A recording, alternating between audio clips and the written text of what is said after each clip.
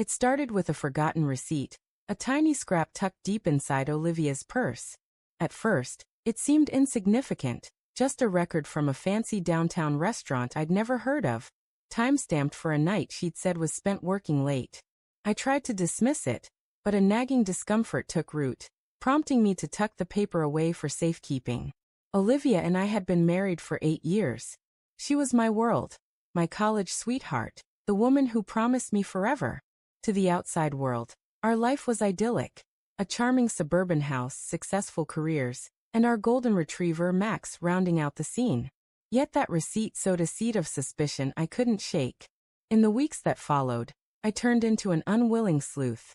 I wasn't proud of it, but small details began to stand out. Olivia's phone seemed to hold her focus more than ever, her laughter too bright when a text came through.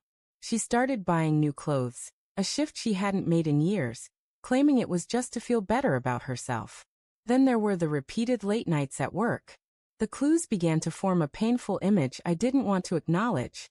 Olivia was seeing someone else. At first, I chalked it up to my own doubts, blaming my insecurities. But one evening, I couldn't ignore it any longer. She announced a sudden client meeting, her voice overly cheerful, her eyes dodging mine. I waited 10 minutes after she left, then grabbed my keys and trailed her. She didn't drive to her office. Instead, she headed to a stylish boutique hotel across the city. From the parking lot, I watched her step out of her car in a striking red dress I'd never seen. One that clung to her curves in a way that made my heart pound. My pulse quickened as a tall man in a tailored suit met her at the entrance, their kiss far too familiar for mere acquaintances.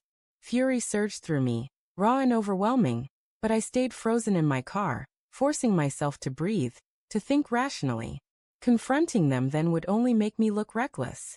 No, I needed to be strategic, to ensure they faced the full consequences of their betrayal when the time was right.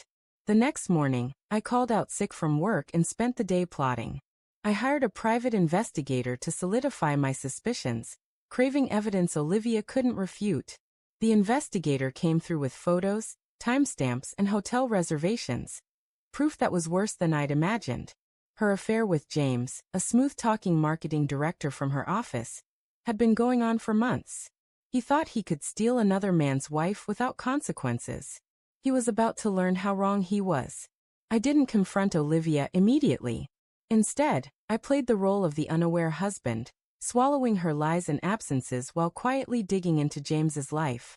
His social media was a treasure trove. His home address, his workplace, his gym schedule. I discovered he had a wife, Melissa, and 2 young kids. That was my leverage. My first move was subtle but crushing. I sent an anonymous package to Melissa, a plain envelope filled with the investigator's photos and documents, along with a short note. You deserve to know the truth. I left no trace of myself. Within days, James's life began to unravel. Word from Olivia's office filtered back to me. Melissa had kicked him out, threatening divorce, and he was crashing on a friend's couch. But I wasn't done. Olivia's birthday arrived, and she was brimming with excitement, dropping hints about a special surprise she had planned for me. I played along, hiding my anger behind smiles and nods. She had no clue the real surprise was mine. I'd purchased a dazzling necklace, a diamond pendant that sparkled with false affection, a prop for the final act of our crumbling marriage. That evening, she came home with a gift bag, her cheeks flushed, her eyes glowing in a way I hadn't seen in years, though a hint of guilt lingered beneath her smile. Happy birthday, she said, handing me the bag. Inside was a watch, a costly one, the kind that reeked of guilt masked as generosity. I thanked her, pulling her into a hug she didn't deserve. I got you something too, I said, leading her to the living room. A small, elegantly wrapped box waited on the coffee table. Her face brightened as she unwrapped the necklace. It's stunning, she whispered. Thank you, darling. I nodded, my voice calm. You're welcome. But before you put it on, there's something I want you to see. Her smile faltered. I gestured to the fireplace, where a pile of papers sat on the hearth. She approached, picking them up, and her face paled as she realized what they were. Photos, receipts, hotel bookings, her infidelity exposed. I know everything, I said, my voice sharp as a blade. Every lie, Every time you snuck off to be with him. Did you think I'd never find out? Tears filled her eyes. It's not what it seems, she stammered. I can explain. Don't, I interrupted. Don't insult me with more lies. At that moment, the doorbell rang. Olivia stiffened, her eyes darting to me in fear. Who's that? She whispered. Go find out. I replied, my tone icy. She opened the door to find Melissa, her face a mask of fury, with James trailing behind her, looking like a man facing his doom. What's going on? Olivia asked, her voice trembling. You know exactly what, Melissa snapped, stepping inside. Your husband was kind enough to show me the truth about your little affair. James started to speak, but Melissa cut him off. Don't. You don't get to talk. The next hour was a storm of accusations, shouts, and tears. Melissa tore into James, laying bare every way he'd betrayed her and their children. I turned on Olivia, recounting each lie, each moment she'd chosen him over our marriage. By the end, they were both sobbing, begging for forgiveness. You want mercy? I said, my voice cold as stone. You'll get none from me.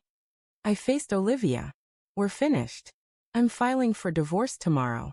Keep the necklace, it's a parting gift. Then I walked out, leaving her to face the wreckage of her choices. Melissa followed, her head held high, a silent understanding forming between us. We both deserved better than the people who'd broken our trust. In the months that followed, I rebuilt my life.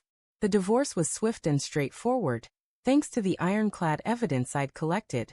Olivia tried to reach out, offering apologies and pleading for another chance, but I shut her out completely. I had no interest in reopening a wound that was gradually healing. James lost everything, his wife, his kids, even his job, after I sent a discreet email to his boss detailing his extracurricular activities. Last I heard, he was scraping by in a tiny apartment, a shadow of the man he once was. As for Olivia, she was left with a life filled with remorse, haunted by the memory of a man who'd loved her unconditionally, until she threw it all away.